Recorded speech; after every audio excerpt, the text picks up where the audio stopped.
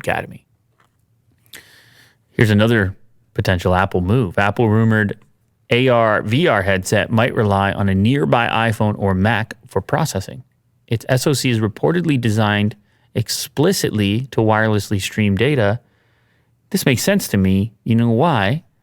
Because originally, I think we were seeing some sort of patent filings, drawings and things like that, where they were talking about how lightweight it would be, a headset, if they chose to do it, that it would have to be incredibly lightweight. And it's been a major, when you actually use these things, it's one of the drawbacks, right? Is the weight of this thing on your head. It kind of kills the immersion to a certain extent.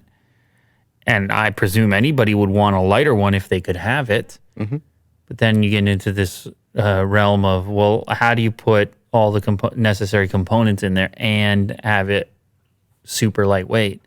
Now, things have gotten better. They've gotten miniaturized. We've talked about the headsets that are out there, the likes of the Oculus Quest 2.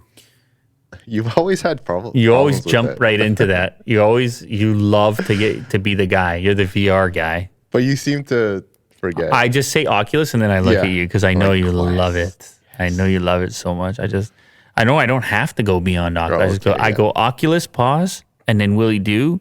I just chime in there. You just come with the elbow drop. You just Quest 2. You know? Extra loud. I just set it up so you can knock it down. Very impressive. So they do wireless too. You could stream on your laptop. Absolutely. Which is like the same kind of idea. Absolutely, but it has onboard hardware. It's essentially an Android device, more or less. So it has onboard hardware, and there's some weight to that because you don't need to stream. You can play pretty decent games without streaming from your PC. Exactly. On the Quest 2. I don't know if you heard of it before. But in this case, if everything was streaming from external devices, a Mac or an iPhone, plus Apple gets to sell you all these things, they don't mind doing that, selling you things.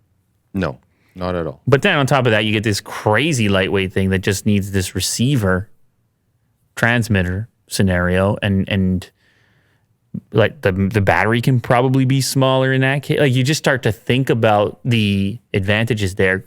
Granted, you're going to need a pretty significant connection here to make sure that all that stuff is lag free, because I'm getting nauseous just thinking about it. Transmitting, interference, distance.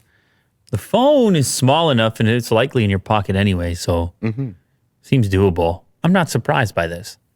Good. Just go back one more time. The information reports AR/VR headset still has its own CPU and GPU. It suggests it might be able to communicate with a phone or tablet, even work in a basic standalone mode. Okay. So it will be exactly like the Quest then. Can stream or can stand alone based on that line.